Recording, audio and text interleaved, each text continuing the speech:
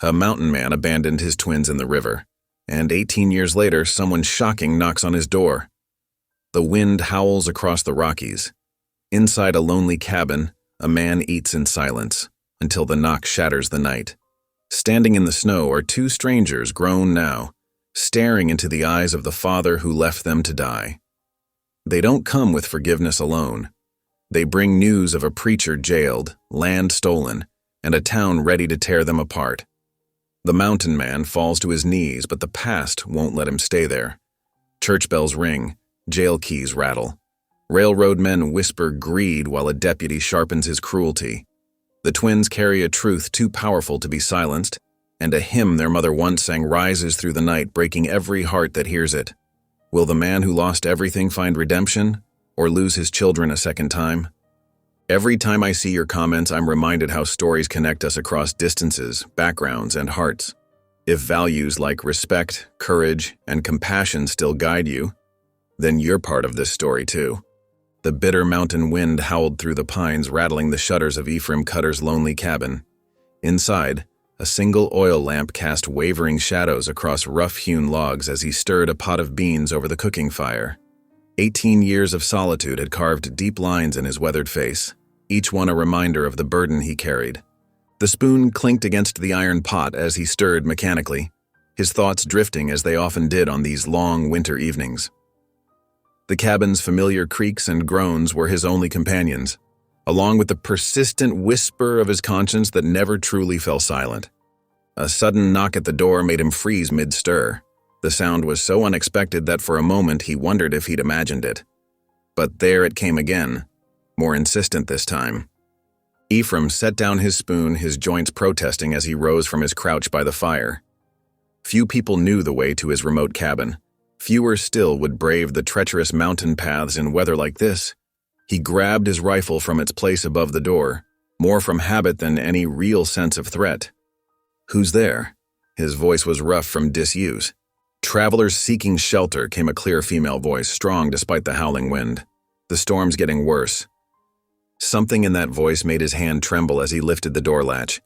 The heavy wooden door swung open, letting in a blast of snow-laden air and revealing two figures standing on his threshold. The young woman who had spoken stood slightly forward, her stance proud, despite being wrapped in a snow-dusted wool coat. Behind her, a young man of the same age watched quietly, his features half hidden by the brim of his hat. Both appeared to be around 18 years old, but it was their faces that made Ephraim's heart stop. The girl had her mother's high cheekbones and determined chin.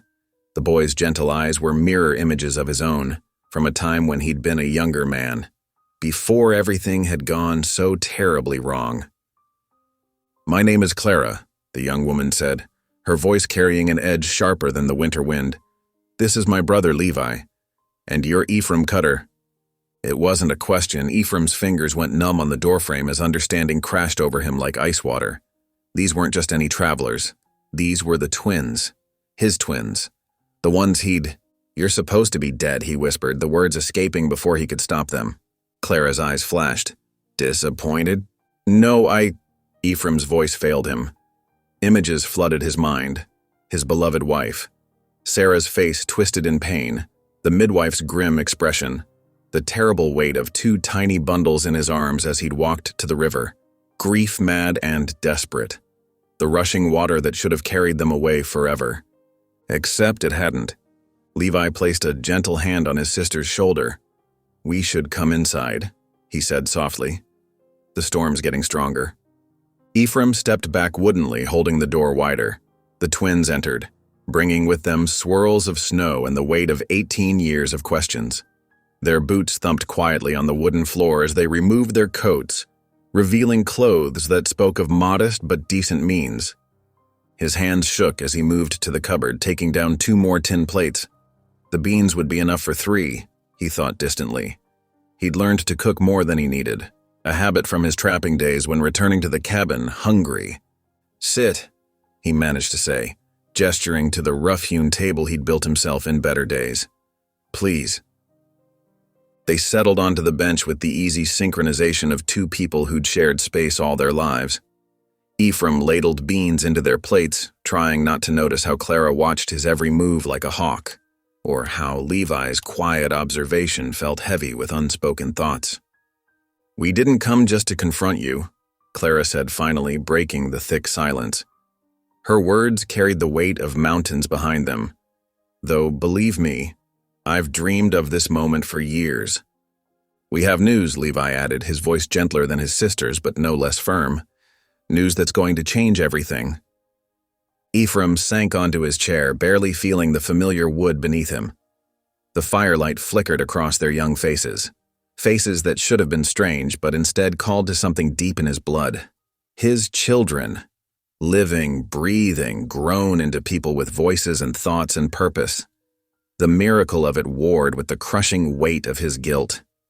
He stared into the flames, unable to meet their eyes. The fire that had been his only companion for so many years now seemed to mock him with its dancing light, illuminating a truth he'd tried to bury in these mountains. No man can truly run forever from his past. The wind battered the cabin walls, but Ephraim barely heard it. All he could focus on was the sound of his children's breathing, the scrape of their spoons against tin plates, the impossible reality of their presence at his table. Each heartbeat seemed to echo with questions he wasn't sure he was ready to answer. Clara sat straight-backed, her every movement precise and controlled, though her eyes betrayed a storm of emotions.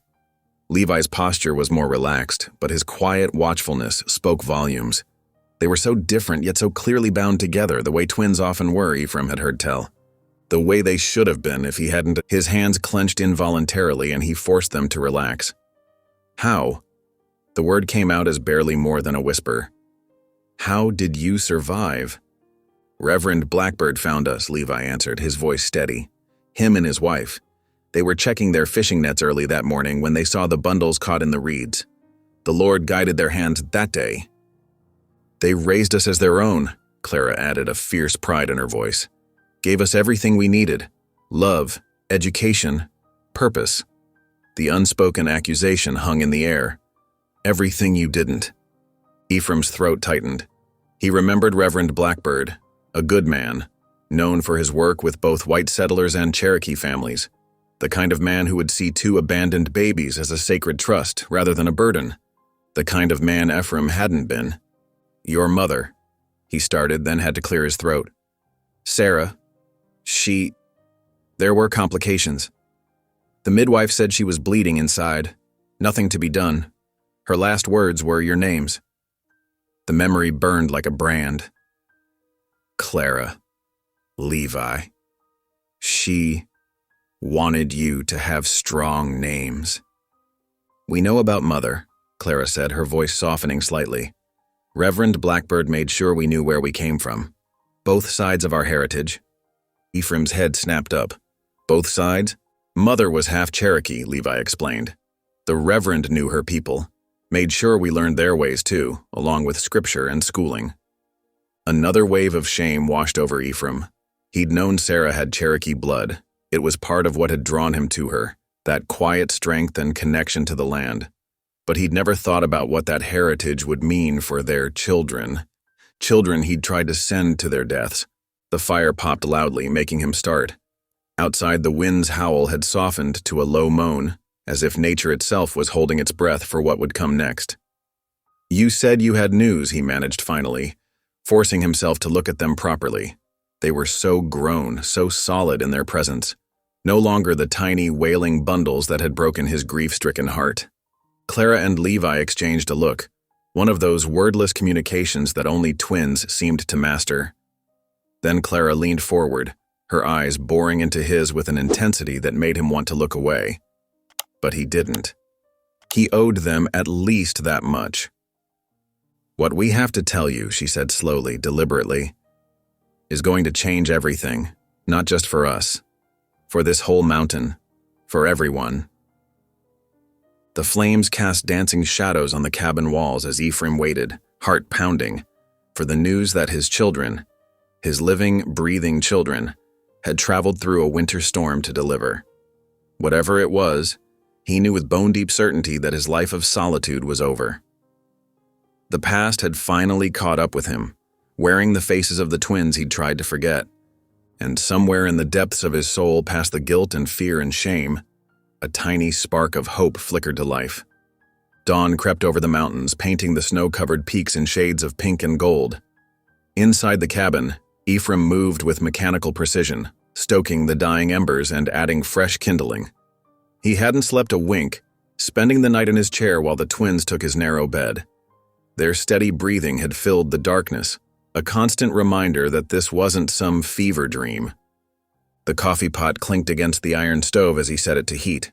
His hands trembled less this morning, though his heart still raced whenever he looked at his children. His children. The words felt foreign in his mind, like a language he'd forgotten how to speak. Clara stirred first, rising with the sun as if it were the most natural thing in the world. Her long, dark hair was neatly braided, and she moved with the sure-footed grace of someone used to early mornings and hard work. "Smells like coffee," she said, her voice carrying that same edge it had held the night before. Not quite accusation, but something close to it. "Ain't much," Ephraim replied, reaching for 3 tin cups, "but it's hot." Levi joined them, rubbing sleep from his eyes. In the morning light, Ephraim could see more clearly how the twins mirrored each other, and himself.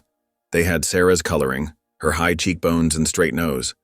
But Ephraim saw his own jaw in Levi's face, his own stubborn set to Clara's shoulders. "Reckon it's time we told you the whole story," Clara said, accepting a cup of coffee. She wrapped her hands around it, seeking its warmth. "About how we survived. About who we became." Ephraim nodded, not trusting his voice. He pulled out cornbread left from yesterday and a piece of salt pork, setting them on the rough table. It wasn't much of a breakfast, but it was all he had. "Reverend Thomas Blackbird found us," Clara began, her tone shifting to something softer when she spoke the name. "Him and his wife Mary were checking their fishing nets at first light. They heard crying, our crying, coming from the reeds where the current had caught us. The Lord guided their hands that morning," Levi added quietly. "That's what Father, Reverend Blackbird, always told us. Said it wasn't chance that brought him to those particular nets at that particular time." Ephraim's hands clenched around his coffee cup. "The Reverend. He knew who you were?" "He knew Mother," Clara said. "Knew her people. Sarah Walking Star was her Cherokee name.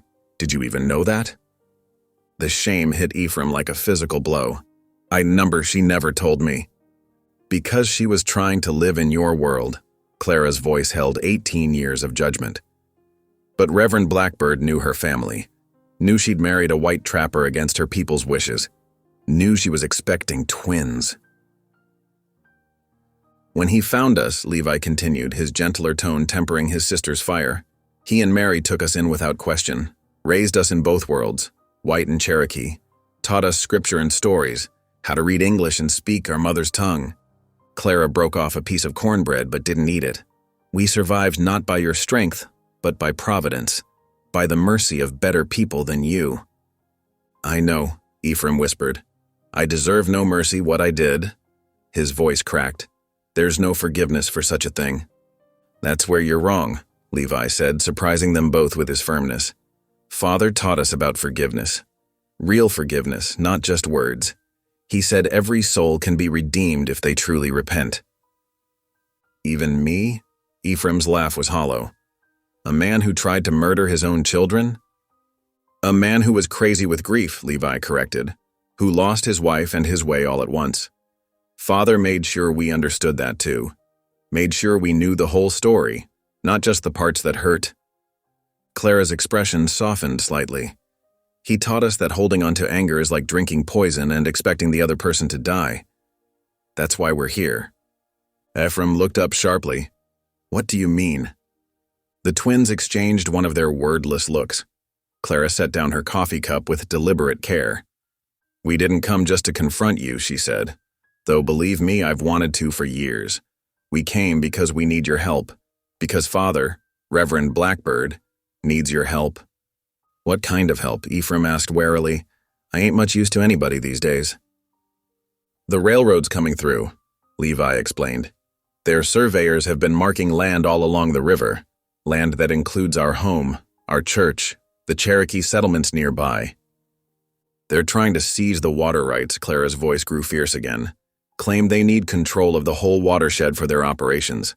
They've got some fancy paper from the territorial governor, but it goes against every treaty ever signed with the Cherokee Nation. Ephraim frowned. What's this got to do with Reverend Blackbird? He refused to let them survey church land, Levi said. Stood his ground when they came with their instruments and their armed guards, said they had no right to take what belonged to God and the people. So they arrested him? Clara's hands clenched into fists. Threw him in jail for interfering with progress is what they called it.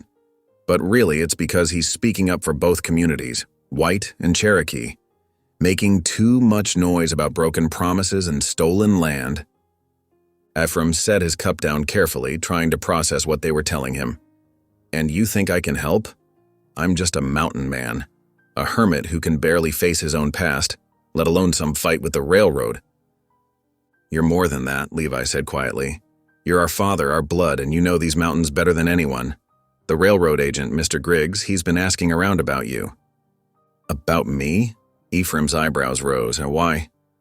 Because you used to be the best guide in these parts, Clara answered. Because you know every pass, every water source, every possible route through these mountains. They want to hire you. Use your knowledge to push their line through whether people like it or not. Understanding dawned. And you want me to, refuse them? We want you to help us prove there's a better way, Levi said. A route that doesn't steal people's water rights, that respects the land and the treaties.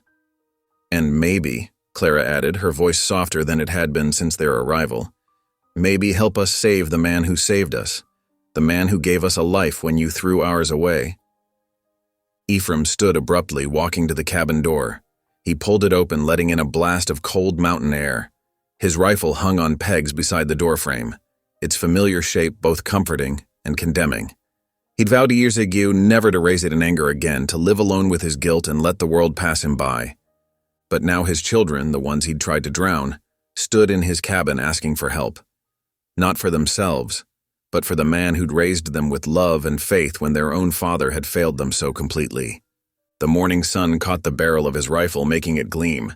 Ephraim stared at it, feeling the weight of choice pressing down on him like a physical thing. He'd spent 18 years hiding from his past, from his responsibilities, from everything except his own shame. Behind him, he could hear Clara and Levi waiting, their presence filling his cabin with an energy he'd forgotten existed. They weren't asking him to fight, at least not with bullets. They were asking him to stand up, to use what he knew to help right a wrong. The rifle hung silently on its pegs, and Ephraim's hand stayed at his sides. Violence wasn't the answer here, but neither was hiding anymore. The afternoon sun cast long shadows across the snow as Ephraim led his old mule from the lean-to shelter behind his cabin. The beast snorted, its breath making clouds in the cold air, while Ephraim adjusted the worn saddle with practiced hands. He couldn't remember the last time he'd ridden down to the valley towns, maybe 2 summers ago for supplies. Clara and Levi had their horses ready, young, strong animals that spoke of Reverend Blackbird's good care. The twins moved with the easy grace of those raised in the saddle, checking cinches and adjusting their saddlebags without wasted motion. Trail's steep for the first few miles, Ephraim said, his voice rough from disuse. Gets easier once we hit the old logging road. Clara nodded curtly, swinging into her saddle. She wore men's trousers beneath her split riding skirt, practical for the mountain cold. I'll scout ahead. Without waiting for response, she urged her horse forward, leaving father and son behind. Ephraim mounted his mule, feeling every one of his 45 years in his joints. Levi drew his horse alongside, and they set off down the snowy trail. The mule's hooves crunched through the fresh powder, following the path Ephraim had walked alone countless times. For nearly an hour they rode in silence, the only sounds their mounts breathing, and the creak of leather. Ephraim kept stealing glances at his son, seeing shadows of himself in the boy's steady posture, his careful way with his horse. You spend much time in the high country? Ephraim finally asked, desperate to break the quiet. Some, Levi answered. Father, Reverend Blackbird, taught us to hunt, though Clara's better at it than me. I prefer working with the horses, helping at the church. Your sister, she's got fire in her. A small smile touched Levi's face. Like Mother, from what Father told us. Said she was the strongest woman he ever knew, refusing to let anyone tell her who she could love. Ephraim's throat tightened. Ahead, Clara's form disappeared around a bend, then reappeared higher up the trail. "What's it like?" Levi asked suddenly. "Living alone up here all year?" "Quiet," Ephraim said, "peaceful mostly. Though the winters get long." He paused, then added, "Too long, truth be told." They rode on, the trail winding down through stands of pine and aspen. Levi asked questions about mountain life, how to read weather in the clouds, where to find the best hunting, how deep the snow got in February. Ephraim found himself warming to the conversation, sharing knowledge gathered through years of solitude. By late afternoon, the light was failing. Clara dropped back to join them, her cheeks red from the cold wind. "Creek's frozen up ahead. Good place to camp if we can get a fire going." Ephraim nodded. "There's a hollow just past the bend, out of the wind." They made camp efficiently, the twins working together like parts of a single mechanism, while Ephraim gathered wood. Soon, a small fire crackled, pushing back the gathering darkness. They shared bread and dried meat from their saddlebags, the flames casting dancing shadows on the snow. After they'd eaten, silence fell again. Ephraim stared into the fire, feeling the weight of unspoken words. Finally, he cleared his throat. "Your mother," he began, his voice barely above a whisper. "Her name was Sarah Walkingstar. I should have said that this morning when you asked, Clara. Should have said a lot of things." The twins went still, waiting. Even the horses seemed to quiet their movement. "She was the most beautiful thing I'd ever seen," Ephraim continued, the words coming slowly, painfully. "Met her at a trading post down by the Arkansas River. She was buying cloth, speaking better English than half the white folks there. Didn't care that people stared when we started courting. Said love was love, no matter what anyone thought." He poked at the fire with a stick, watching sparks spiral up toward the stars. "We had 2 good years. Built the cabin together. She planted a garden, taught me about the plants her people used for medicine. When she got with the mound, she was so happy." His voice cracked. "Said she dreamed of twins. Said it was a blessing." Clara's hands were clenched in her lap. Levi sat very straight, his face a mask of controlled emotion. "The birth, it went bad, no doctor for 50 miles by the time I got back with the midwife." Ephraim's eyes squeezed shut. "She was gone, and there were 2 tiny babies crying, and I couldn't. "You couldn't what?" Clara's voice cut like a knife. "Couldn't be bothered to care for your own children? Couldn't face the responsibility?" "Clara," Levi warned softly, but she was beyond hearing. "I was mad with grief," Ephraim whispered. "Couldn't eat, couldn't sleep. Every time you cried, it was like losing her again. After 3 days, I convinced myself you'd be better off with the angels like your mama." "So you took us to the river," Clara's words trembled with fury. "Wrapped us in a blanket and left us to drown." "Yes." The admission fell like a stone between them. "God help me, yes. I did that terrible thing. You chose cowardice over us." Clara surged to her feet, her shadow huge against the trees. "You chose to murder your own babies rather than face your grief like a man." "Clara, please," Levi stood too, reaching for her arm. "This won't help?" "Won't help?" She jerked away from his touch. "He needs to hear it. Needs to know what he did. Mother died bringing us into this world, and he tried to throw that gift away. Tried to kill the last piece of her that lived." Tears streamed down Ephraim's weathered face. "You're right, every word. I deserve your hatred." "Hatred?" Clara laughed, a broken sound. "Hatred would be easier, but father, our real father, the one who chose us, he taught us better than that. Taught us that hatred poisons the soul that holds it." She turned away, walking into the darkness beyond the firelight. Levi watched her go, then sank back down beside the fire. "Give her time," he said quietly. "She's carried this anger a long while." "She should carry it forever," Ephraim replied. "What I did? There's no forgiveness for it." "There is," Levi insisted, "if you truly repent, if you're willing to make amends." Ephraim shook his head. "How can I ever make amends for such a sin?" "By helping us now. By standing up for what's right the way Mother would have wanted." Levi's voice held an echo of his sister's strength. "By choosing courage this time, instead of running away." They fell silent then, the fire burning lower as the night deepened. Levi eventually wrapped himself in his blanket and slept, But Ephraim remained awake, staring at the black branches against the star-filled sky. Every crackle of the fire seemed to accuse him. Every whisper of wind carried echoes of infant cries. Near midnight, a sound drifted from where Clara kept her solitary vigil. A hymn, sung soft and low in Cherokee, the language of their mother. The melody wrapped around Ephraim's heart like barbed wire, familiar yet strange, comforting yet condemning. He recognized the tune from the white churches, but the words were Walking Star's tongue, the voice so like hers it made his chest ache. He lay there until dawn, letting his daughter's song pierce him again and again, each note a reminder of all he had thrown away, and all that Providence had somehow preserved despite his terrible choice. Dawn crept over the mountains with fingers of pale light. Frost coated their blankets, and their breath hung in white clouds as they broke camp. Clara worked quickly, her movements sharp with lingering anger. Levi tended the horses with gentle words while Ephraim stamped out the last embers of their fire. The trail down from the high country twisted through narrow passes where ice made the footing treacherous.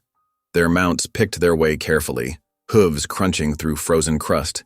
Twice they had to dismount and lead the animals around particularly dangerous patches.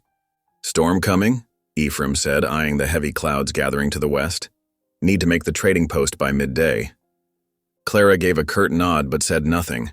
She hadn't spoken directly to him since her outburst the night before. Levi rode between them like a buffer, occasionally pointing out deer tracks or asking about landmarks. The sun had climbed to its peak when they finally spotted Murphy's trading post, a weathered wooden building with smoke curling from its chimney. A handful of horses stood hitched outside, stamping against the cold. "Best get what we need quick," Ephraim said as they dismounted. "Don't want to get caught in weather on the valley road." Inside the trading post was warm and dim, smelling of tobacco and leather. Several townsfolk huddled near the pot-bellied stove, their conversation dying as the door opened. Ephraim felt their stares like physical weight. "Them's the preacher's kids," one man whispered, not bothering to lower his voice much. "The Cherokee lover, what's cooling his heels in jail." "Shoulda known better than to mess with railroad business," another added. "Those surveyors got every right to that water." Clara's spine stiffened. She turned toward the speakers, her dark eyes flashing. "That water belongs to everyone," she said clearly. "The treaty gave equal rights to all who live in the valley, or don't you count Cherokee folk as people?" The room went silent. Men shifted uncomfortably, hands moving to belt buckles and watch chains. Ephraim touched Clara's elbow, trying to guide her toward the counter, but she shrugged him off. The trading post's door banged open, letting in a blast of cold air and a man Ephraim hadn't seen in 18 years. Jonas Pike filled the doorway, deputy's badge gleaming on his chest, gun belt riding low on his hips. His face had grown harder, but the mean smile was exactly as Ephraim remembered it. "Well, well," Pike drawled. "If it ain't the ghost of Ephraim Cutter come down from his mountain." His gaze shifted to the twins. "And these must be them river brats everyone's been talking about." Ephraim's hands curled into fists. Levi stepped closer to his sister, whose face had gone pale with fury. "Still ain't much for talking, are you, Cutter?" Pike moved further into the room, enjoying his audience. "Reckon that's fitting, since you ain't got no right to claim these two anyway. Way I hear it, you threw them away like garbage." Shame burned in Ephraim's throat. He wanted to speak to defend his children, but the words wouldn't come. Years of solitude had left him without practice in confrontation. Pike kept pushing. Course, that preacher what took them in ain't much better. Filling their heads with nonsense about rights and justice. Ought to know his place, same as... He broke off as Levi moved toward the counter, deliberately turning his back on Pike's words. The deputy's face darkened. He reached out to grab Levi's shoulder, but Ephraim was suddenly there, standing between them. "Don't touch my son." His voice was rough from disuse but carried clearly in the quiet room. Pike's hand dropped to his gun belt. "Your son? Since when do you claim kin, Cutter? Thought you preferred running away." That was then. Ephraim didn't move from his protective stance. This is now. The tension stretched like a bowstring drawn too tight. Men backed away from the stove, not wanting to be caught in whatever was about to break loose. Clara had edged closer to her father and brother, her hand gripping something in her pocket. "All right now, that's enough." Old Tom Murphy emerged from behind his counter, his shotgun cradled casually in his arms. "Deputy." You got business here, or are you just warming yourself on my firewood? Pike's jaw worked for a moment, then he spat on the floor near Ephraim's boots. Just leaving, he said. But this ain't finished, Cutter. You and them half-breeds better watch yourselves. He stalked out, leaving the door open behind him. Cold wind swirled through the trading post, stirring dust and tension. Best get your supplies and move on, Murphy said quietly to Ephraim. Pike's got a mean streak wider than the Arkansas, and he's sweet on them railroad men's money. They gathered what they needed quickly, coffee, flour, ammunition, while whispers followed them around the store. Ephraim caught fragments. Should have drowned. Mixing blood. Asking for trouble. Outside, the weather had turned fiercer. They mounted up and rode hard for 2 hours, trying to put distance between themselves and the trading post before the storm hit. They finally made camp in a grove of cottonwoods, the trees offering some shelter from the strengthening wind. They worked in silence, setting up camp with the efficiency of practice. But once the fire was lit and coffee was brewing, Clara rounded on her father. "Is that all you can do?" she demanded. "Stand there like a post while that badge-heavy snake insults us?" "I stepped in when he went for Levi, yes. But what about before that? What about when he called us river brats? When he mocked Father's imprisonment?" She paced near the fire, her shadow huge against the trees. "You can't just protect us from physical harm. You need to stand for something more than mere survival." "Clara," Levi said softly. "He did stand up, maybe not as quick as you wanted, but he did. It's not enough." She whirled to face Ephraim. "If you want redemption, you have to earn it. Have to prove you're more than the coward who threw us away. Have to show you understand what really matters." Ephraim sat heavily on a fallen log. "You're right," he said. "I've spent too long hiding from the world, telling myself it was peace when it was really fear." He looked up at his daughter. "But I don't know how to be what you need, what you deserve." "Start by speaking truth," she said, her voice catching. "Start by defending those who can't defend themselves, like Mother would have done." "Like you do," Levi added quietly. In the distance, wolves began to howl, a haunting sound that echoed off the valley walls. Ephraim pulled out his knife and a whetstone, the familiar motion of sharpening the blade helping him think. "Your mother," he said slowly, "never backed down from what she believed was right, even when it cost her." The steel sang against the stone. "Maybe it's time I learned to do the same." Clara's anger seemed to fade a little. She sat down across the fire, watching the rhythmic movement of the knife. "Forgiveness comes slowly," she said, echoing her brother's earlier words. "But it does come, if you prove worthy of it." The wolves called again, closer now. Ephraim tested his blade's edge with his thumb, feeling old instincts stir. Not just for survival now, but for protection, for justice, for redemption. The wind picked up, sending sparks swirling into the darkening sky. Tomorrow would bring them to the valley town, to whatever waited there. But tonight, in this grove of cottonwoods, something had shifted between father and children, fragile as a first spring bud but growing stronger with each passing hour. The second morning dawned gray and heavy with snow. Thick flakes drifted down, coating the pines and gathering on their shoulders as they rode. Ephraim led the way, his mule picking carefully through the deepening drifts. The twins followed close behind, their horse's breath steaming in the cold air. "Storm's getting worse," Ephraim called over his shoulder. "Might slow us down some." Clara pulled her wool scarf tighter. "We can't afford to delay. Father Blackbird's been in that jail 3 days already." "Better to arrive late than not at all," Levi reminded her gently. "These mountain storms can turn deadly quick." They pressed on through the morning, stopping only briefly to rest the animals and share some dried beef and hard biscuits. The snow fell steadily, transforming the landscape into a white wilderness. By mid-afternoon, the valley began to open before them, the town of Silver Creek, a smudge of darker shapes through the swirling snow. As they drew closer, Ephraim raised his hand for them to halt. Through the gathering dusk, they could see dozens of canvas tents pitched along the town's outskirts. Torchlight flickered between them, casting moving shadows on the white ground. Wagon wheels and stacks of railroad ties rose like black bones against the snow. Railroad camp, Ephraim said quietly. More of them than I expected. Clara's mare stamped restlessly. They're like locusts, she muttered, devouring everything in their path. They skirted the edge of the camp, keeping to the trees. As they passed, voices carried through the wind. Rough laughter, the clink of bottles, snatches of drunken songs.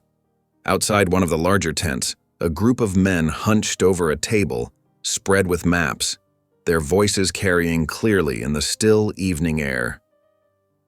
"This whole section will be ours by spring," one man was saying, jabbing his finger at the paper. "Once we get that preacher out of the way, ain't nothing stopping us from damming up that whole stretch of river." "What about them Cherokee families?" another asked. "They got papers saying..." "Papers?" The first man laughed. "Paper burns mighty easy, friend. Besides, that's what we got Deputy Pike for. He knows how to handle troublemakers." Clara's hands tightened on her reins, knuckles white with fury. Ephraim saw her expression and quickly moved his mule between her and the tent. "Not now," he whispered. "We need to find shelter first, plan careful-like." Her eyes flashed, but she nodded stiffly. Levi touched her arm and some of the tension left her shoulders. They made their way into town, past dark storefronts and shuttered windows. The saloon blazed with light and noise, more railroad men visible through its foggy windows. They were bent over more maps spread across the bar, glasses of whiskey in hand as they plotted their conquest of the valley. Ephraim guided them toward a weathered building at the end of the street. A hand-painted sign read, "McCready's Livery and Board." As they dismounted, an old man emerged from the stable door, holding up a lantern. "Kind of late for visitors," he said, eyeing them suspiciously. Ephraim stepped forward, pulling coins from his pocket. "Need boarding for 3 horses and a mule, and a place to sleep, if you've got it." The stablemaster studied the money, then nodded slowly. "Got space in the loft. Ain't much, but it's dry and there's fresh hay." They led their animals inside, grateful for the warmth and shelter. While Clara and Levi began unsaddling their mounts, Ephraim climbed the narrow stairs to inspect the loft. It was dusty, but sound, with thick hay piled in the corners and a small window looking out over the snow-covered town. Later, after they'd settled the animals and eaten a cold supper, Ephraim found himself unable to sleep. The twins had bedded down in their blankets, but he could tell by their breathing that they were still awake, likely turning over the same worries that kept him restless. He moved to the window, watching snow spiral past in the light of the full moon. Across town, he could see the simple white steeple of the church rising above the other buildings. Something about that sight stirred memories he'd long buried. His mother's hands folded in prayer, the comfort of hymns, the peace he'd known before grief had driven him to the mountains. Almost without conscious thought, he found himself kneeling in the hay. His hands felt clumsy as he clasped them, words rusty from disuse. "Lord," he whispered so quietly he could barely hear himself. "I ain't spoken to you in 18 years. Reckon I didn't feel I had the right, after what I done." He paused, struggling. "But these children, my children, they need more than what I can give them, need more strength than I got, more courage than I've shown." Down below, he could hear Clara and Levi moving quietly among the horses. Their whispered conversation drifted up through the floorboards. "Do you think we can trust him?" Clara was asking, "after everything?" "He came with us," Levi replied. "That's something. But is it enough when Pike and those railroad men push back, and they will? Will he stand with us? Or run back to his mountain?" There was a long pause before Levi answered. "I believe people can change, sister. Father Blackbird taught us that." "Father Blackbird has spent his life serving others," Clara said bitterly. "What has Ephraim Cutter ever done except serve himself?" Their words pierced Ephraim like arrows, all the more painful for their truth. He pressed his forehead against his clasped hands. "Lord," he prayed, "help me be worthy of them. Help me find the courage to stand, to make right what I done wrong." His voice cracked. "To be the father they deserve." The church bell began to toll across town, marking the hour. The sound rolled through the snowy night, clear and pure, each note seeming to strike something long dormant in Ephraim's heart. He remembered standing in that very church as a boy, holding his mother's hand, believing in mercy and redemption with a child's simple faith. The twins had fallen silent below, perhaps also listening to the bells. In that moment of shared stillness, Ephraim felt something shift inside him. as if a door, long rusted shut, had begun to creak open, letting in the first faint light of grace.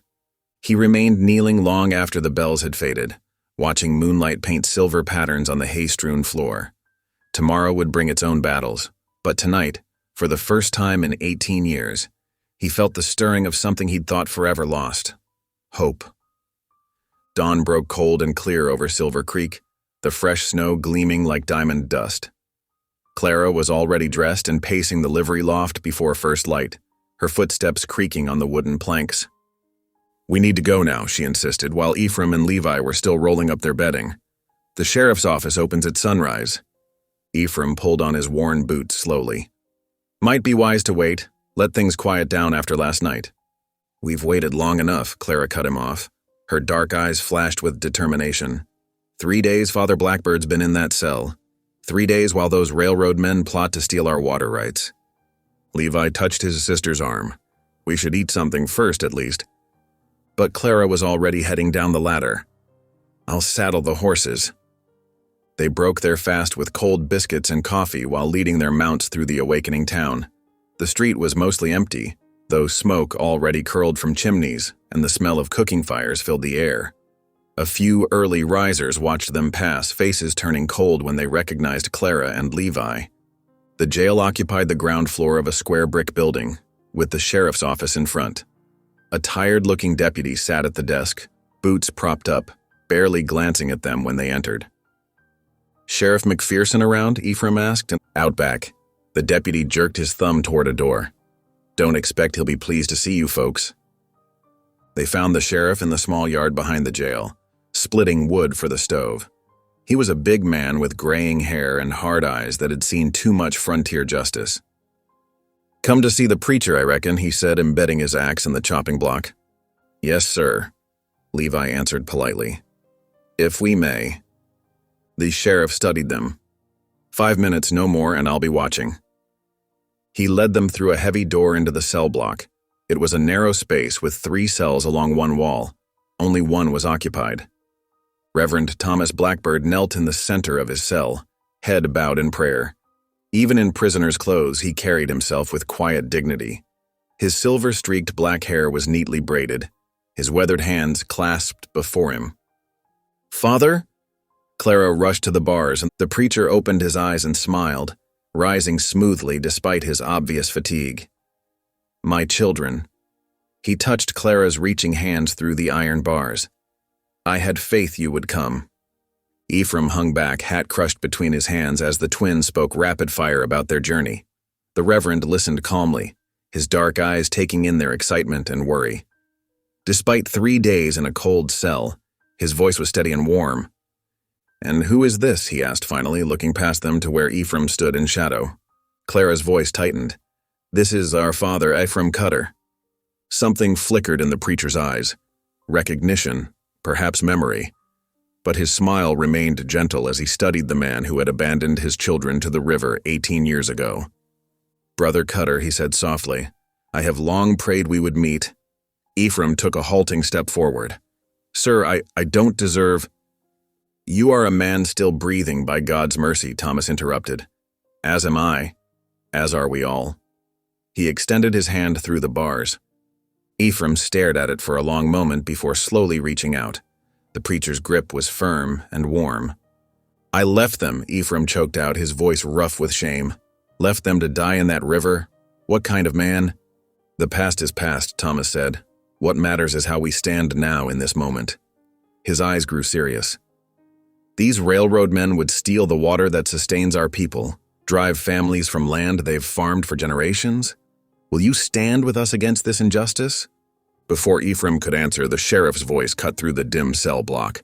"Time's up." "But we just got here," Clara protested. Thomas squeezed her hand. "Go in peace, my daughter. Truth and right will prevail." "We'll get you out," Clara promised fiercely, "whatever it takes." The preacher's smile was serene. "I am where I am meant to be, bearing witness through suffering. But perhaps," his gaze settled on Ephraim, "perhaps God has brought us together for such a time as this." They were ushered out into the harsh morning light. A small crowd had gathered in the street, watching and whispering. Ephraim caught fragments of their words. Troublemaker. Insolent preacher. Ought to know his place. Clara spun to face him, her eyes bright with tears and anger. We have to do something. The judge, he needs to hear the truth about the water rights, about the railroad's threats. Ephraim shifted uneasily. The judge might not take kindly to what? Justice? Truth? Clara's voice rose. Or are you afraid what else might come out in court? Afraid everyone will learn what you did? Clara, Levi said softly, but she ignored him. You heard Father Blackbird. He forgave you freely. More than you deserve. And still you hesitate? She took a step closer to Ephraim. Are you truly such a coward? The word struck him like a physical blow. He opened his mouth, but no sound came out. Clara waited, her breath making clouds in the cold air. When he remained silent, she turned away with a sound of disgust. Come on, Levi, she said. We'll find another way. Levi gave Ephraim an apologetic look before following his sister down the street. Ephraim watched them go, frozen in place as if his boots had grown roots into the packed snow. The church bell began to toll behind him, marking the hour. Each deep note seemed to echo his daughter's words. Coward, coward, coward. He stood alone in the street while townsfolk hurried past, averting their eyes, the sound of the bell rolling over him like waves of judgment. Through the jail's barred window, he could just make out Thomas Blackbird's figure, kneeling once more in prayer. The sight of such dignity in chains made Ephraim's shame burn even hotter. The bell's final toll faded into silence, leaving him with nothing but the weight of choice pressing down on his shoulders. The choice between the safety of silence and the risk of standing for what was right. The same choice he had failed 18 years ago, when grief and fear had driven him to abandon his children to the river's mercy. He stood motionless in the street, watching his son and daughter disappear around a corner, while behind him, the church bell's echo seemed to linger in the crisp morning air like an unanswered question. Evening settled over the valley town like a purple shawl, bringing with it a hush broken only by the crunch of boots in snow. Lamplight spilled from the white-painted church windows, calling folk in from the gathering dark. Ephraim hesitated at the bottom of the wooden steps, watching others file past into the warmth. You coming? Levi asked quietly, pausing beside him. Ephraim nodded stiffly, though his feet felt heavy as lead.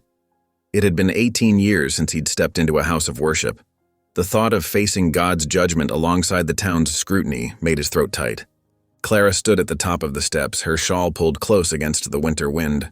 Her face was unreadable in the lantern light, but she waited until both men started up before turning to enter. The sanctuary was a simple room, built with rough-hewn logs and furnished with plain wooden pews. Oil lamps cast a gentle glow from wall brackets, and a pot-bellied stove radiated welcome heat near the pulpit. The air smelled of pine sap and lamp oil with lingering traces of the morning's incense. They found seats near the back where shadows gathered thick in the corners. Ephraim kept his head down as others settled around them, though he felt the weight of curious stares. Word had spread quickly about the mountain man's unexpected children and their connection to the jailed preacher. The visiting minister, a thin man with kind eyes, stepped to the pulpit and opened his Bible. Let us begin with a hymn, he said. Number 243 in your books. Come, thou fount of every blessing. Pages rustled as the congregation found their place. The organ wheezed to life, playing the familiar opening notes. Ephraim remained silent as voices rose around him, the words catching in his throat. Then, cutting through the traditional melody, came another voice, clear and strong, with a haunting lilt that made his heart stop. Clara was singing, but not the standard hymn. Her voice carried an older tune, one that wound through the formal verses like a wild stream through ordered fields. Ephraim's hands began to shake. He knew this melody. Sarah, his wife, had hummed it while working, had sung it as lullabies to the twins before they were born.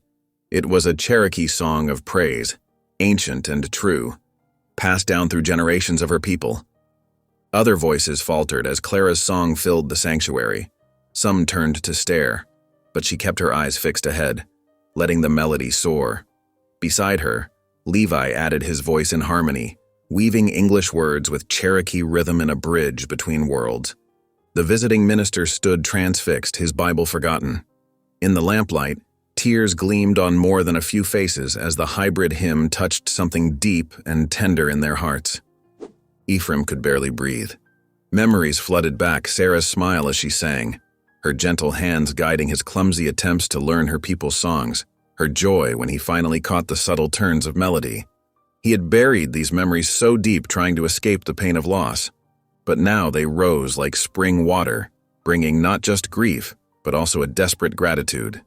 His children had not just survived. They had carried forward their mother's spirit, her culture, her faith.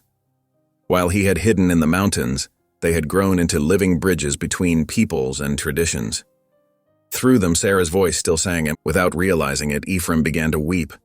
The tears came silently at first, then in shoulder-shaking sobs he couldn't control. Levi's hand found his arm, steady and strong. After a moment's hesitation, Clara's fingers slipped into his other hand, small and warm. The song drew to a close, its final notes hanging in the hushed air. For several heartbeats, no one moved or spoke. Then the minister cleared his throat, his voice rough with emotion. "Truly," he said, "the Spirit moves in mysterious ways, bringing beauty from ashes and healing through song. Let us pray." As heads bowed, Ephraim felt something shift in the room. The earlier tension had dissolved, replaced by a fragile sense of unity. They were no longer divided into sides. Townsfolk versus outsiders, white versus Cherokee, righteous versus sinful. They were simply people, touched by grace, reminded of their common humanity. The rest of the service passed in a gentle blur. Ephraim barely heard the sermon, too aware of his daughter's hand still clasped in his, of the quiet miracle of forgiveness it represented. When the final blessing was given, he stood slowly, uncertain what to do next. But others made the choice for him. Mrs. Anderson, the baker's wife, approached with red-rimmed eyes. "That was beautiful, dear," she told Clara. "Reminded me of my grandmother's old hymns. Would you consider teaching our choir some of those harmonies?" Before Clara could answer, Mr. Jenkins, the livery stable owner, stepped up. "Powerful singing, miss. Your mama must have been something special to pass on such a gift." "She was," Clara said softly, "though I never knew her myself." More townspeople gathered around, offering quiet words of appreciation. Even those who had whispered against them earlier now showed cautious respect. Ephraim watched in wonder as bridges began to build, connection by connection. The minister came down from the pulpit to shake their hands. "You've given us a great gift tonight," he said. "Music has a way of opening hearts that arguments never can. Perhaps this is what Brother Blackbird has been trying to teach us all along." They were among the last to leave the church. Outside, the night air was crystal clear, stars burning bright above the silent town. Their breath made clouds in the lamplight as they stood for a moment on the steps. Clara turned to Ephraim, her face softer than he'd yet seen it. "Mama taught you her songs?" He nodded, throat tight. "She tried. I was a poor student, but she never lost patience. Said music was a way of praying that needed no words. That's what Father Blackbird tells us too." Clara squeezed his hand again, not letting go this time. Maybe you could teach us what you remember. Of her songs, I mean. And her stories." "I'd like that," Ephraim whispered, "though you both seem to carry her spirit better than I ever did." Levi smiled. "We can all carry it together now." They walked back to the livery stable where they were staying, their footsteps crunching in harmony through the new fallen snow. The night wrapped around them like a blanket, full of peace and possibility. For the first time in 18 years, Ephraim felt the walls around his heart begin to crumble, letting love flow back in like spring thaw after winter's long freeze. Clara hummed softly as they walked, their mother's song, their father's redemption, their shared future's tentative melody. Above them, stars wheeled in their ancient paths, witnessing this small miracle of restoration, this quiet victory of love over fear, of forgiveness over shame, of hope over history's long shadow. Dawn brought frost-rimed windows and bitter winds that rattled the stable doors. Ephraim rose early from his hay-pile bed, his joints stiff from the cold. The previous night's warmth of reconciliation still glowed in his heart as he watched Clara and Levi tending to their horses in the gray morning light. Reckon we should see about breakfast, he offered, his voice rough with sleep. Then maybe visit the Reverend again. Clara nodded, a ghost of a smile touching her lips. The wall between them had begun to crack, letting through thin rays of forgiveness. But before they could leave the stable, heavy boots crunched in the snow outside. The door burst open. Deputy Jonas Pike strode in, flanked by 4 railroad men in heavy coats. His badge gleamed dully in the dim light as he unfolded a piece of paper. "Clara and Levi Cutter," he announced with a cruel smile. "You're under arrest for inciting unrest and disturbing the peace." "What?" Clara's voice cracked like a whip. "That's nonsense." Ephraim stepped forward, his heart thundering. "On whose authority?" "Mine," Pike sneered. "With the backing of the railroad company. These two have been stirring up trouble, spreading lies about water rights, trying to turn folks against progress." The railroad men moved in, rough hands reaching for the twins. Levi stood very still, his face pale but composed. Clara fought like a wildcat until 2 men pinned her arms. "You can't do this," Ephraim lunged forward, but Pike's men shoved him back hard. He stumbled against a post, watching helplessly as they dragged his children away. "Papa," Clara called out, using the word for the first time. The sound of it tore through him like a bullet, and Ephraim scrambled to his feet and ran after them into the street. "Stop! They've done nothing wrong!" His voice echoed off the frozen buildings, drawing curious faces to windows. Pike turned, hand resting on his pistol. "Stay back, Cutter.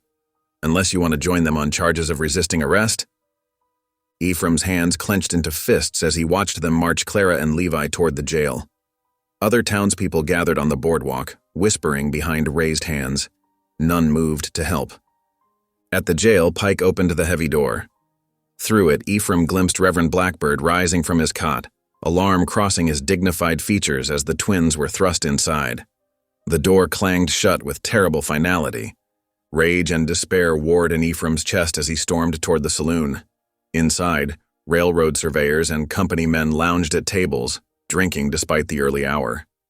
They looked up as he burst in. "Who ordered this?" he demanded, voice shaking. "Who's behind these false charges?" A well-dressed man at the bar, Griggs, the railroad agent, smiled thinly. "Your children have been interfering with official business, sir, supporting that preacher's rebellion against a legitimate development. We can't have troublemakers disrupting progress. They're innocent." Ephraim slammed his fist on the bar. "This is about stealing water rights, nothing more." Laughter rippled through the room. Griggs sipped his whiskey, unruffled. "I suggest you calm yourself, Mr. Cutter. The law is on our side. Those young firebrands will cool their heels in jail until they learn respect for authority." More laughter. Ephraim's vision blurred red. His hand twitched toward his belt before he remembered he'd stopped carrying a gun years ago. Shame and helplessness washed over him as he backed toward the door. Outside, he staggered to a hitching post and sagged against it.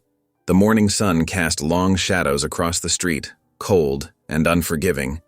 His children, finally found, barely forgiven, were locked away on lies. And he, their father, could do nothing. Hours passed in a fog of misery.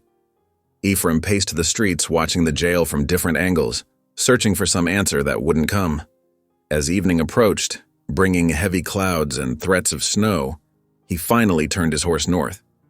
10 miles outside town, in a cramped cabin tucked against a cliff face, lived old trapper Caleb Boone. They'd run trap lines together years ago, before Ephraim's exile to the high country. If anyone could offer counsel now, it would be Caleb. The old man was feeding his mules when Ephraim rode up. One look at Ephraim's face told him something was wrong. "Come in, boy," he said gruffly. "Got coffee on the stove." Inside the one-room cabin, Caleb listened without comment as Ephraim poured out the whole story.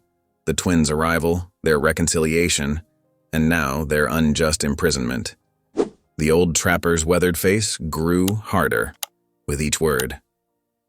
"Railroad's been pulling this stuff all through the territory," he said finally, "using bought lawmen to break anyone who stands in their way.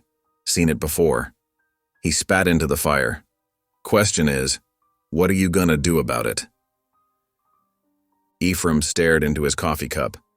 "I don't know, can't fight the law, can't shoot my way in there, that'd only make things worse." "Maybe shooting ain't the answer," Caleb said, "but you got to fight somehow. Them's your children in there. Your blood. I abandoned them once, Ephraim whispered. What right do I have to claim them now? Caleb's gnarled hand shot out, gripping Ephraim's arm. Listen here, boy. You did wrong back then. No denying that. But God's given you a second chance. You going to waste it being afraid? I'm not afraid. But even as he said it, Ephraim knew it for a lie. He was terrified of failing again, of causing more harm, of losing this fragile new connection forever. Sure you are, Caleb said more gently. Any man would be. But sometimes we got to act afraid. Sometimes being a father means doing the hard thing, even when we're shaking in our boots. Ephraim stood and walked to the corner where his rifle leaned. He ran his fingers over the worn stock, remembering other times, other choices. I swore off violence, he said. Promised myself I'd never raise a gun against another man again. Maybe you won't have to. Caleb joined him, studying the rifle. But you need to be ready to stand up, ready to act. Them railroad men are counting on good folks being too scared to fight back. Outside, snow began to fall.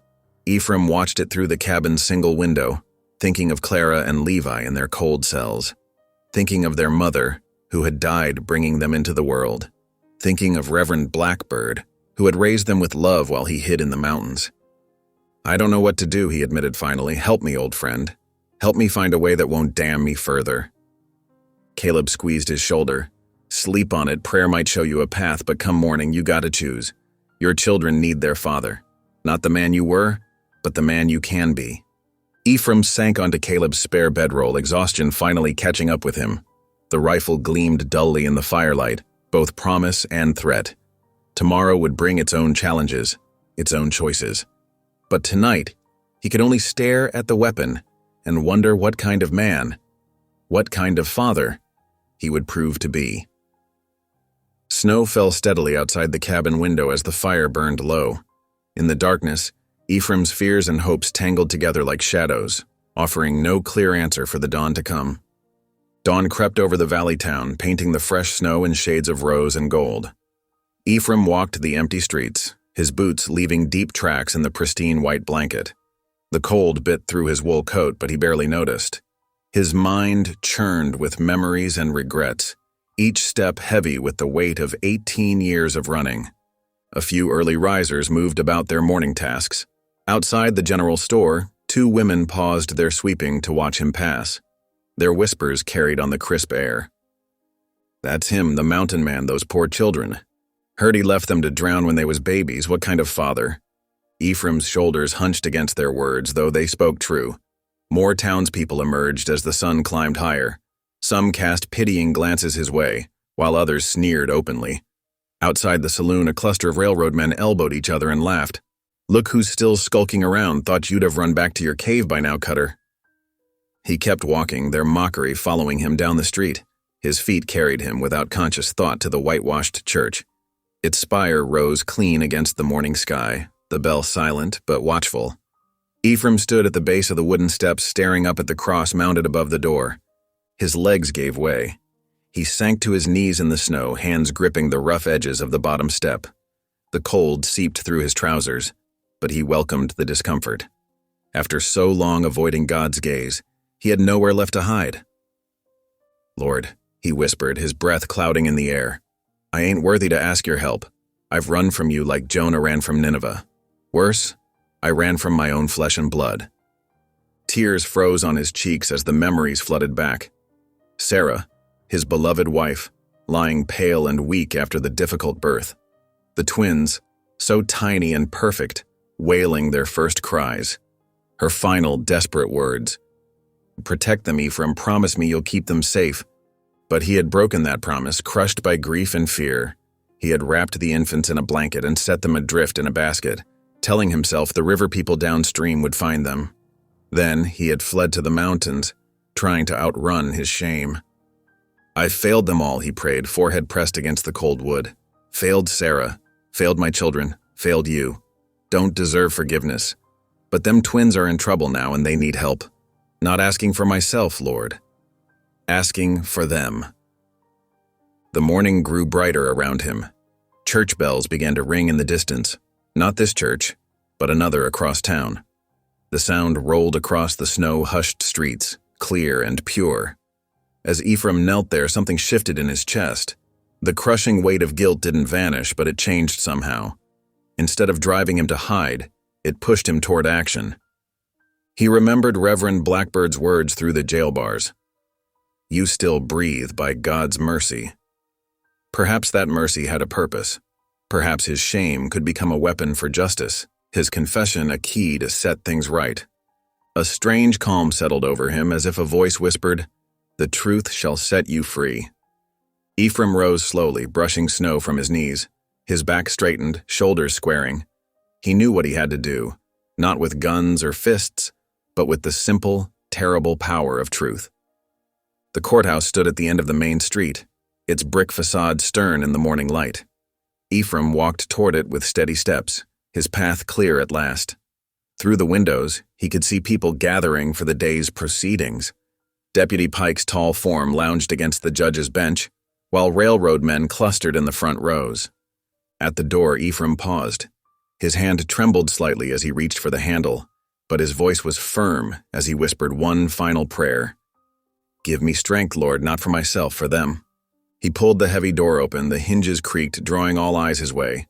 Conversations stuttered to silence as he walked down the center aisle. His boots echoed on the wooden floor. 9 steps, 10, 11. Pike straightened, hand dropping to his gun belt. The railroad men shifted uneasily. Judge Harrison peered down from his bench, expression guarded. "Can we help you, Mr. Cutter?" Ephraim reached to the front of the courtroom. Beyond the judge's shoulder, a window offered a glimpse of the jail where his children waited, where Sarah's children waited. "Your Honor." His voice carried clearly through the hushed room. "I need to make a statement about them charges against the twins, about who they really are." He swallowed hard. "About what I did."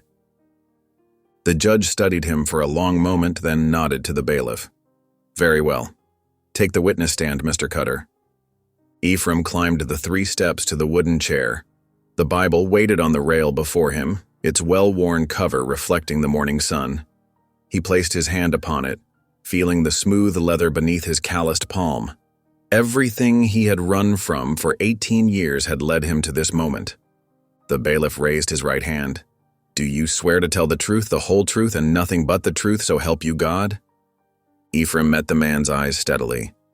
"I do." A shuffling of feet and creaking of benches rippled through the crowded courtroom as people leaned forward. Deputy Pike's face darkened with suspicion, but Ephraim saw only the Bible beneath his hand, felt only the weight of Sarah's final plea and his children's need.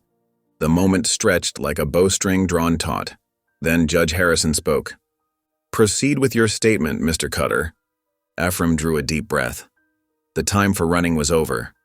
Whatever came next, justice or judgment, mercy or condemnation, would flow from the truth he was about to tell.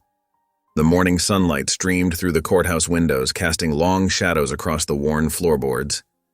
Ephraim sat in the witness chair, his weathered hands resting on the Bible. The packed courtroom held its breath, waiting. "I reckon I should start at the beginning," he said, his voice rough but steady. 18 years ago, I lived down in the valley with my wife, Sarah. She was Cherokee, beautiful as a mountain sunrise. We had a small cabin near the river, grew corn and beans. Life was simple, but we were happy.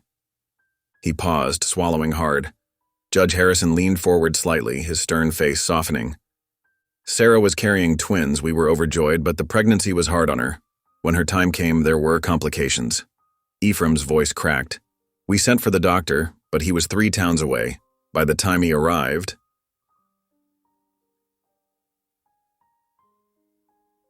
Clara and Levi, watching from between their guards, drew closer together. Even Deputy Pike stood silent, his usual smirk fading. She lived long enough to see them born. A boy and a girl, perfect and strong. Sarah held them once, whispered their names, Levi and Clara. Then she looked at me and made me promise to protect them. Tears rolled down Ephraim's cheeks unchecked. Those were her last words. A murmur rippled through the crowd. Several women dabbed at their eyes with handkerchiefs. The railroad agent, Mr. Griggs, shifted uncomfortably in his seat. After we buried her, I lost my way. Ephraim's fingers traced the Bible's leather binding. Grief ate at me like poison. Every time them babies cried, I heard Sarah dying again. Every time they opened their eyes, her eyes, I saw what I'd lost. The darkness in me grew until I couldn't bear it. He looked directly at his children now, his voice thick with shame. One night when the moon was full, I wrapped them in Sarah's best blanket, put them in a sturdy basket with some cornbread, told myself the river people downstream would find them, raise them better than a broken man could. Then I set them adrift and ran to the mountains like the coward I was. Gasps echoed through the courtroom. Deputy Pike sprang to his feet. "This is nonsense, Your Honor. He's spinning tales to protect these troublemakers." "Let him speak," Judge Harrison commanded, raising a hand for silence. Clara stood, tears streaming down her face. "It's true, the blanket. It was red and black wool, with a star pattern woven in the corner." Ephraim nodded, choking back a sob. "Your mother made it for our wedding day." "And the basket," Levi added quietly. "Reverend and Mrs. Blackbird kept it all these years. It's made of river willow, with a curved handle." "The very same," Ephraim confirmed. "I'd made it myself that spring for gathering crops." Deputy Pike stalked forward, face flushed. "This proves nothing. Anyone could describe a blanket and basket. Where's your evidence?" "I have evidence," a new voice rang out. Martha Blackbird, the preacher's wife, stood in the doorway. She carried a bundle wrapped in faded red and black wool. "I saved these the night we found them." She approached the judge's bench, unwrapping the blanket. Inside lay a willow basket, weathered but still strong, its handle curved like a bow. Beneath it were 2 tiny buckskin moccasins and a beaded necklace. "Sarah's necklace," Ephraim whispered. "She placed it in the basket before I left them." Judge Harrison examined the items carefully. "Mrs. Blackbird, please tell us how you came to find these children." Martha's quiet dignity filled the room as she spoke. "Thomas and I lived downstream then. That night we heard singing on the river, a Cherokee lullaby. We went to look and found the basket caught in the reeds. The babies were cold but alive. We took them home, warmed them, fed them. When no one came to claim them, we raised them as our own." "They are our children," Reverend Blackbird called from where he stood with his guards. "By love, if not by blood. We taught them to walk, to pray, to know right from wrong. But we never hid the truth of their birth. We kept these things." He gestured to the blanket and basket. "So they would know their history." The judge turned to Clara and Levi. "You've known of your birth father's actions all this time?" "Yes, Your Honor," Levi answered. "Our parents, the Blackbirds, taught us that bitterness poisons the soul. They showed us how to forgive." "Though some of us are still learning," Clara added, looking at Ephraim with eyes that held both pain and hope. Deputy Pike wasn't finished. He strode to the witness stand, pointing an accusing finger at Ephraim. "Even if this fairy tale is true, it only proves he's an unfit father. A man who abandons his babies deserves no say in their fate. The charges against these young troublemakers stand—" "What charges exactly?" Judge Harrison's voice cracked like a whip. "Inciting unrest? When my court has seen no evidence beyond your word and that of the railroad men?" He turned to Mr. Griggs.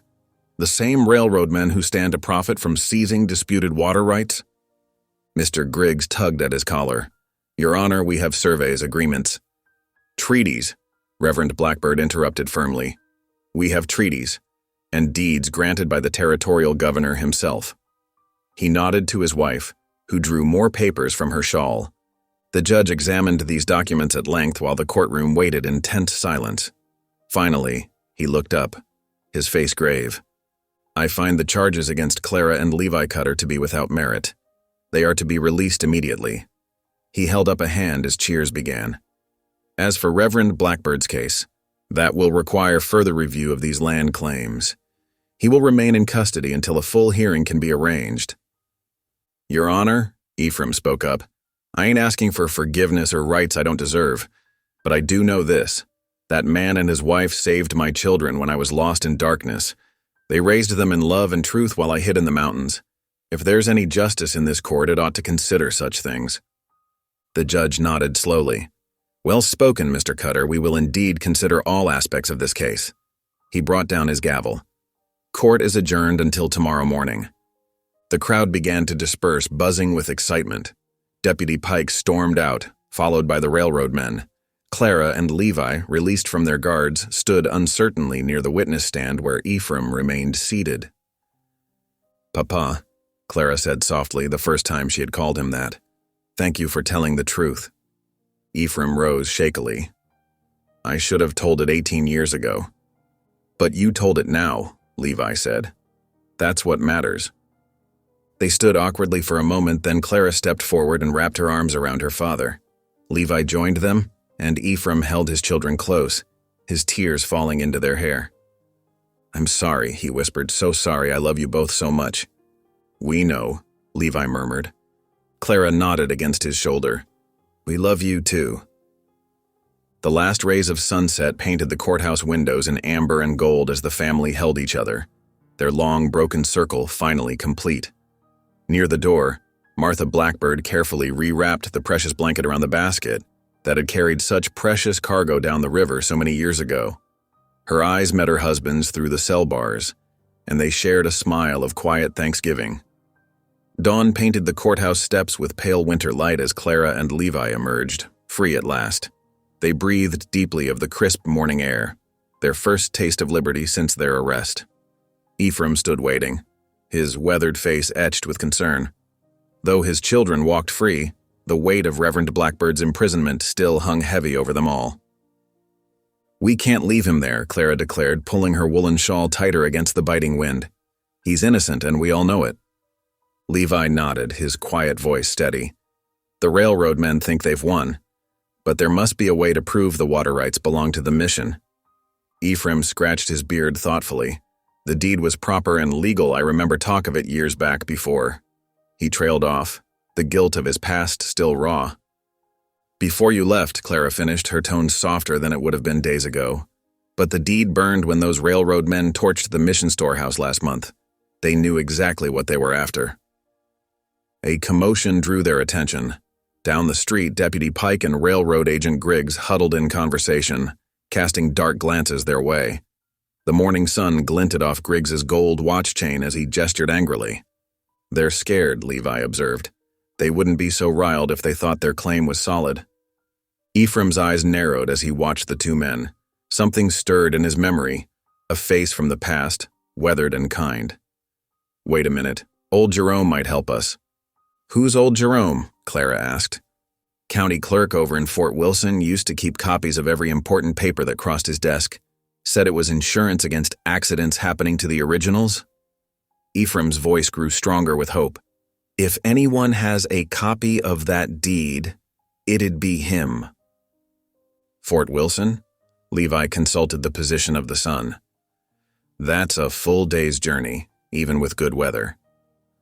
"And the weather ain't good," Ephraim agreed, studying the heavy clouds gathering over the mountains. "We'll need the wagon. More snow's coming." Clara's eyes lit with determination. "Then we'd better get moving. I'll fetch supplies from Martha." Within the hour, they had loaded Ephraim's wagon with provisions: salted pork, cornmeal, coffee, and thick blankets. Martha Blackbird provided extra warmth in the form of quilts and heated stones wrapped in flannel. Her eyes shone with tears as she hugged the twins goodbye. "Be careful," she whispered, "and hurry back. Your father needs you both." They knew she meant Reverend Blackbird, but Ephraim didn't flinch at the words. He simply nodded respectfully to Martha. "We'll bring help, ma'am. You have my word." The wagon creaked as they set out, snow already beginning to fall in lazy flakes. Ephraim handled the reins while Clara and Levi huddled under blankets in the back. The town slowly disappeared behind them as they followed the rutted road, east toward Fort Wilson. As morning stretched toward noon, the snowfall intensified. Ephraim pointed out tracks in the fresh powder: deer, rabbit, fox, teaching Levi to read the stories written in the snow.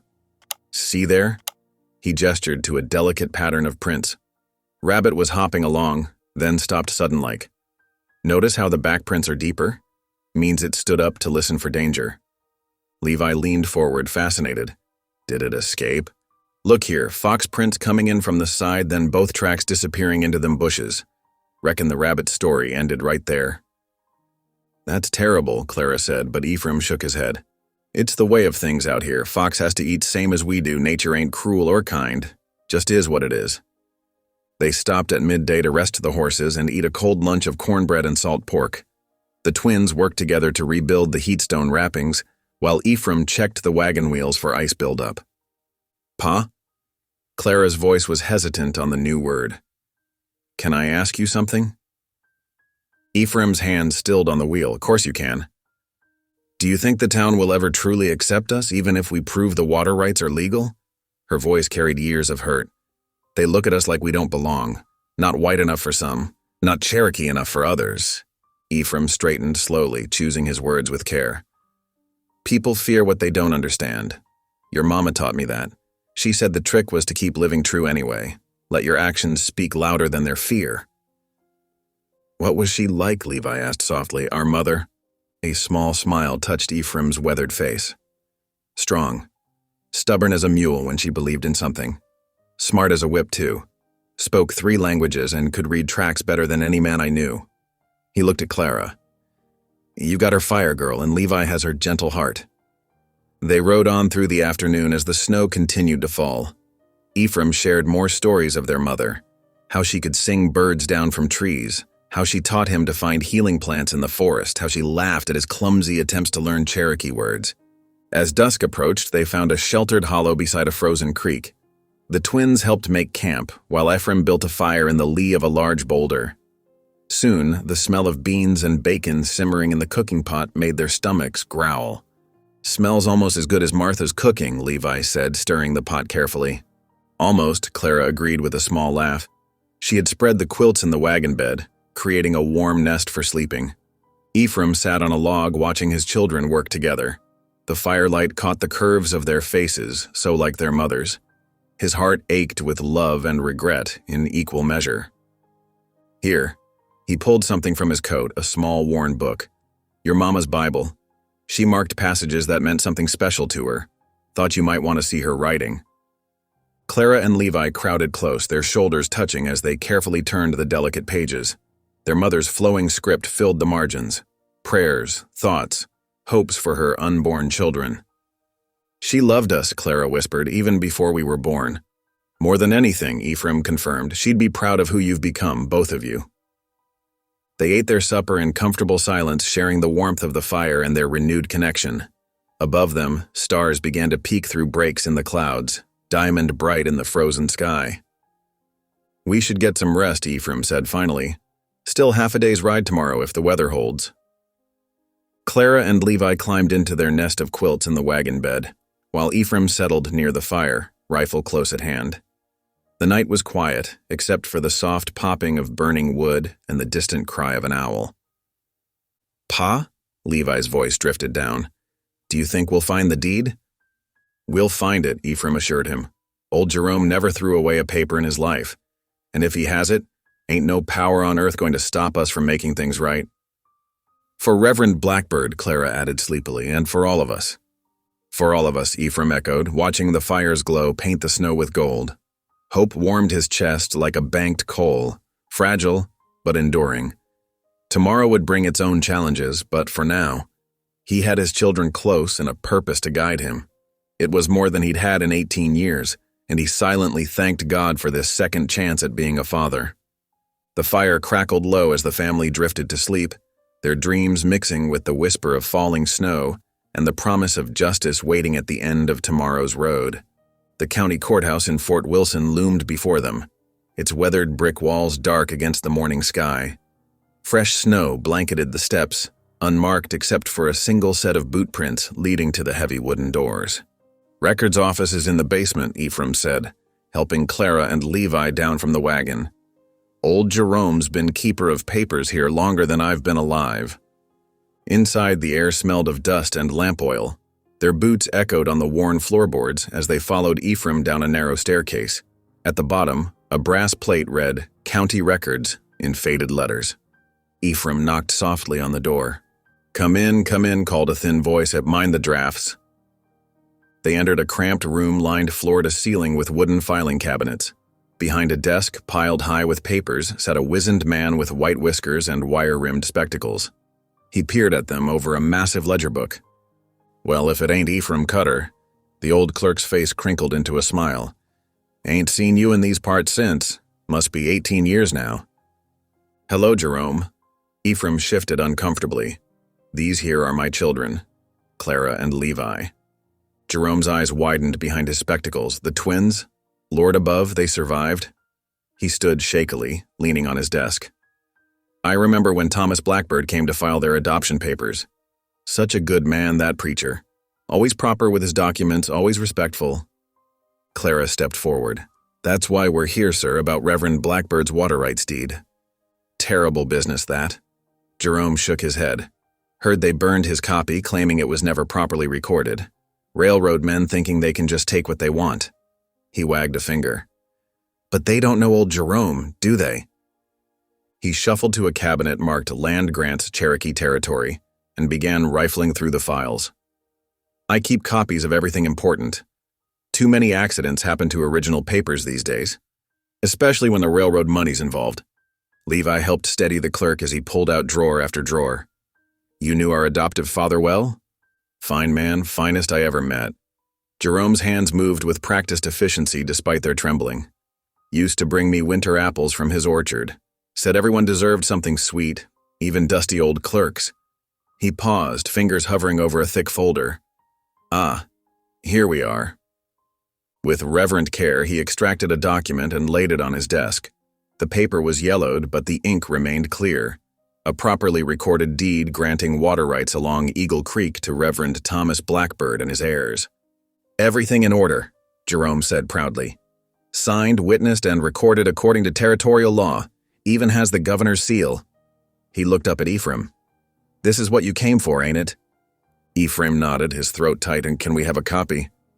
Better than that. Jerome pulled out a second document. This here's the official duplicate, made the same day as the original. Been keeping it safe all these years. He handed it to Ephraim with trembling fingers. You take it. Use it well. Ephraim carefully folded the precious paper and tucked it inside his coat. Much obliged, Jerome. We won't forget this. Just see justice done. The old clerk's eyes were fierce despite his frail appearance. Too many good folks being pushed aside these days. It ain't right. As they climbed the stairs, Clara noticed two men watching from the courthouse entrance. They wore railroad company coats, and their eyes followed every movement. Pa, she whispered, touching Ephraim's arm. We've got company. Ephraim didn't turn his head. I see them, walk natural-like, don't let on we've noticed. They stepped out into the snowy street, moving unhurried toward their wagon. The railroad men followed at a distance, trying to look casual and failing. Word must have spread fast about why we're here, Levi murmured. Telegraph office is right next door to the courthouse, Ephraim replied quietly. Bet they had someone watching for us since yesterday. They reached the wagon and began checking the harness, acting as if they had all the time in the world. Clara pretended to adjust a blanket while scanning the street. More of them coming, she reported softly, from the saloon. Mount up, Ephraim ordered. Easy now. No sudden moves. He helped Clara and Levi into the wagon bed, then climbed onto the driver's seat with deliberate slowness. The railroad men were closing in, trying to look innocent as they converged on the wagon. Ephraim picked up the reins. Hang on, he breathed. With a sharp slap of leather, he startled the horses into motion. The wagon lurched forward, wheels crunching through fresh snow. Behind them came shouts and the thunder of running boots. They're getting horses, Levi called, watching over the back of the wagon. Let them. Ephraim guided the team through the crowded street, dodging pedestrians and other vehicles. We've got a head start.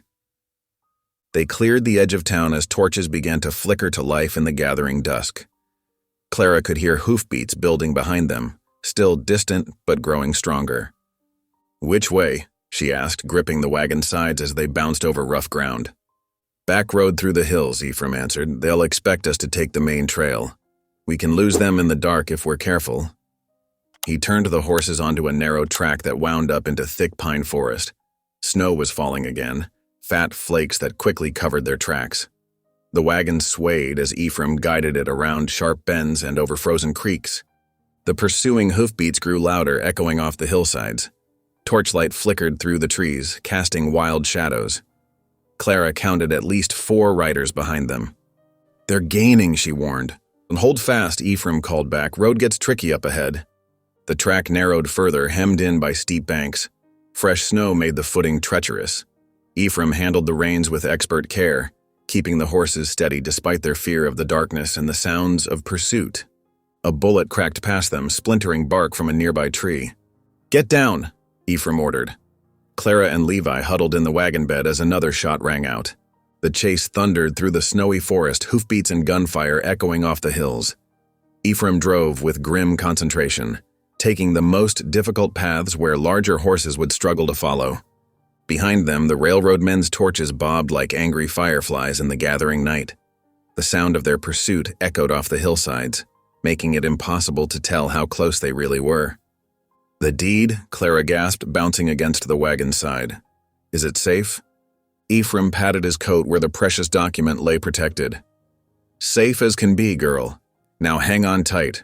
Road gets rough here." The wagon plunged deeper into the darkness, the sound of pursuit echoing through the snowy hills. Their lives, and Reverend Blackbird's freedom, depended on outrunning those torches and making it safely home. More shots rang out, closer now. The railroad men were gaining ground. Ephraim urged the horses faster, knowing they were pushing the limits of safety on the narrow, ice-slick trail. Through the falling snow, torch flames danced like devil's eyes. The thunder of hooves seemed to come from every direction, bouncing off the hillsides until it was impossible to tell how many pursuers followed, or how close they might be. Clara gripped her brother's hand as they huddled in the wagon bed. "We can't let them catch us," she whispered. "Not when we're so close." "They won't," Levi assured her, though his voice shook. "Pa knows these hills. He'll get us through." The wagon rocked and swayed as Ephraim guided it along the treacherous path. Every crack of gunfire made the horses snort with fear, but they kept running, steam rising from their flanks in the cold air. Behind them, the pursuing hoofbeats echoed louder, mixed with shouts and the wild flicker of torches through the trees. The night closed in around them as they fled deeper into the snowy hills, their fate balanced on the edge of darkness and hope. Ephraim guided the wagon onto a narrow deer trail, barely visible in the darkness. The path twisted between ancient pines, their branches heavy with snow. Behind them, the railroad men's torches bobbed like fireflies, growing more distant as the chase continued. "They're falling back," Levi called out, peering through the swirling snow. "Don't celebrate yet," Ephraim warned. "These hills can fool you. Sound carries strange up here." Clara huddled deeper into her wool blanket, watching their back trail. "How do you know where we're going in this darkness?" "Trapped these valleys for 15 years, Ephraim replied, his voice tight with concentration. "Every creek, every ridge, learned them all the hard way. Saved my life more than once when storms blew in." The wagon creaked as it navigated around a fallen log. Snow continued to fall, thick flakes catching in their eyelashes and coating the horses' manes with white. The animals' breath came in great steaming clouds as they pressed forward through the darkness. After what felt like hours, Ephraim pulled the team to a stop beside a frozen stream.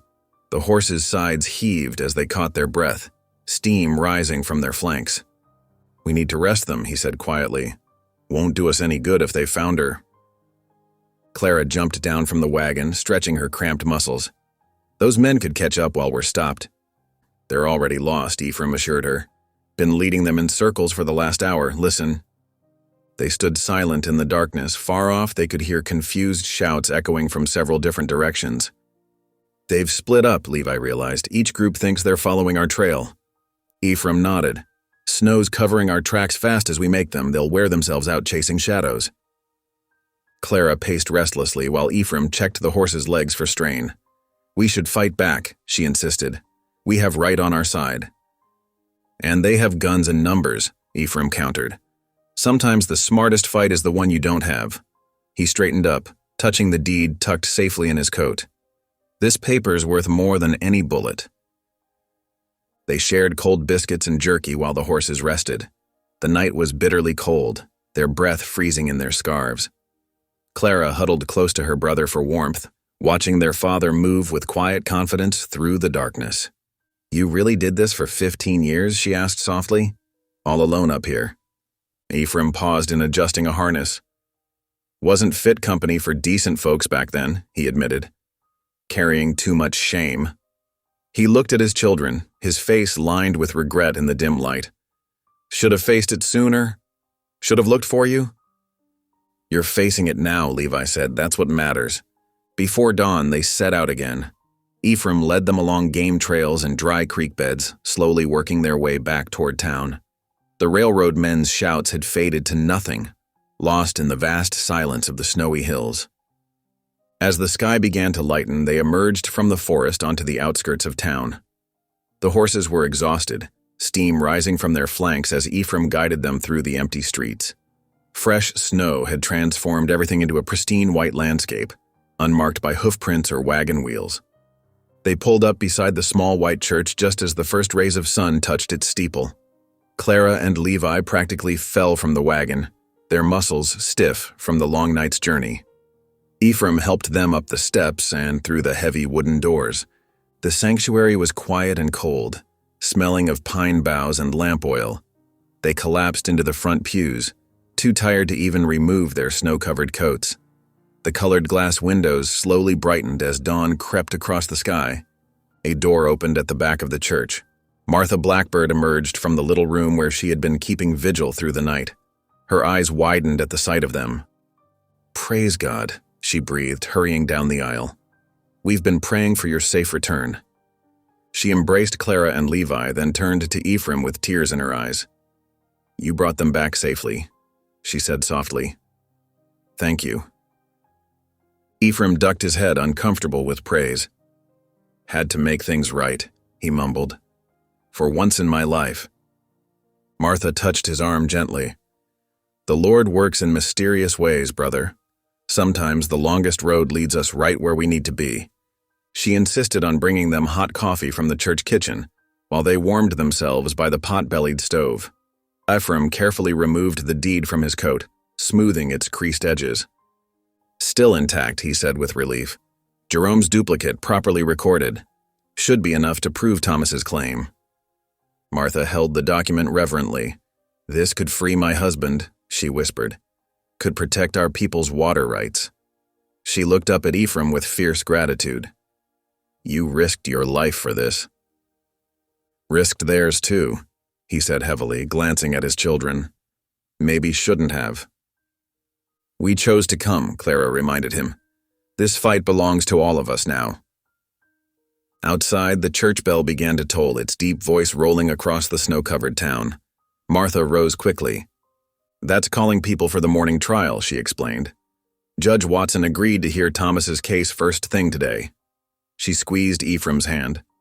"God brought you back just in time." More bells joined in, their bronze voices filling the crystal morning air. Through the colored windows, they could see townspeople emerging from their homes, heading toward the courthouse down the street. Clara stood, straightening her wrinkled dress. "We should clean up quickly. Need to look respectable for court." Levi helped his sister smooth her wind-tangled hair while Martha found clean shirts for them in the church donation box. Ephraim washed his face in a basin of cold water, trying to scrub away the exhaustion of their night-long flight. The sanctuary gradually filled with early morning light as they prepared themselves. The deed lay protected on the altar, its edges gleaming in the sun streaming through the eastern window.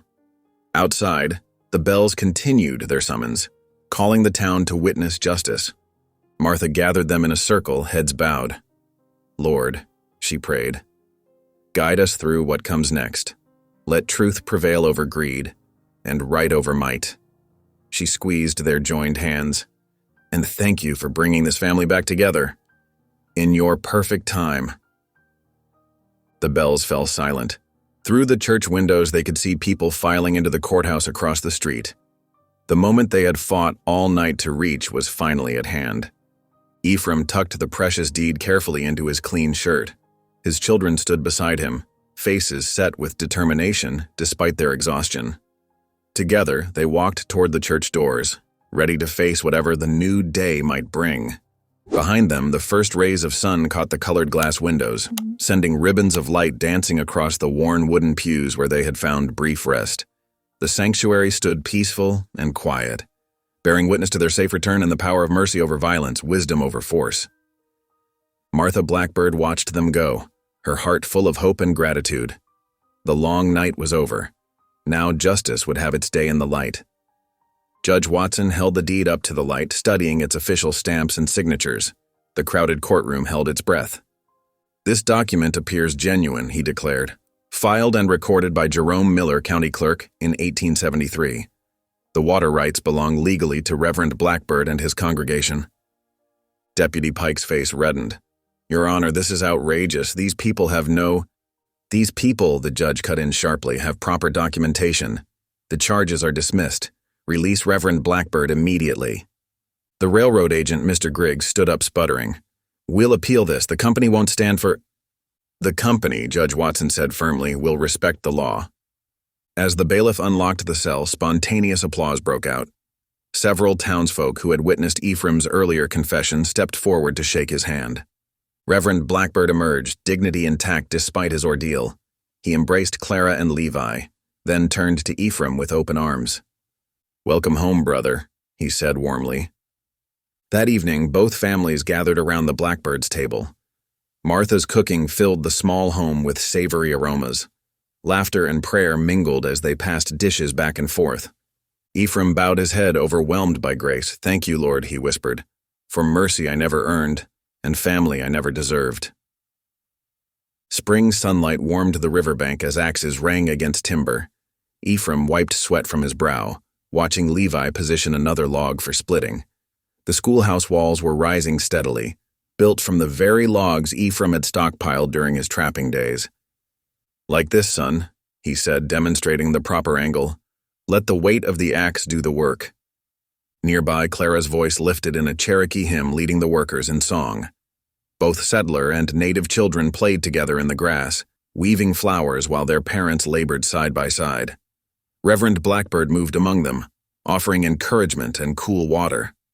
Some townsfolk who had once scorned them now brought baskets of bread and dried fruit to share.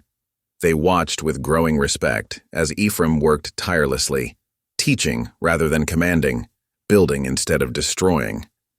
As the sun painted the sky crimson, Clara approached her father. In her hands she held a familiar piece of cloth, her mother's shawl, carefully preserved all these years. With gentle hands, she draped it across his shoulders. "You are our father now," she whispered, her voice thick with emotion. Ephraim pulled both his children close, tears streaming freely down his weathered cheeks. At last, he had found his place, not in solitude, but in the heart of family and community. Spring winds carried the scent of wildflowers as Ephraim stood with Clara and Levi at the river's edge. The water rushed past, swollen with melting snow from the mountains. Sunlight danced on the surface, transforming what was once dark and threatening into something bright and new. "This is where you set us adrift," Clara said softly, squeezing his hand. Ephraim nodded, his throat tight. "Back then I saw only death in these waters. Now—" He paused, watching a pair of ducks glide past. "Now I see life." Reverend Blackbird's voice carried across the gathering crowd. Cherokee families stood shoulder to shoulder with settler folk, their children playing together in the grass. The preacher raised his hands, welcoming all to witness the baptismal service. "These waters," he proclaimed, "unite us all as God's children." One by one, people stepped into the cool river, emerging cleansed and renewed. When the hymn began, Ephraim's deep voice joined the others. Clara sang in Cherokee, while Levi harmonized in English. Their blended voices rose above the rushing water, a testimony to healing across all divisions. Ephraim closed his eyes, letting the song wash over him. "Thank you," he whispered, blessing the river that had carried his children to safety all those years ago. "Thank you for giving them life when I had lost all hope." As the sun began to set, the three cutters walked hand in hand along the path toward home. No longer was Ephraim the lone mountain man, hiding from his past. With each step, the cabin ahead grew warmer, filled now with family, faith, and forgiveness. The river flowed on behind them, its waters singing of renewal and the endless possibility of grace. Thank you for listening. Stories connect us in the most unexpected ways. If you felt that spark today, make sure you're subscribed. I share a new one daily, and the next might change your day.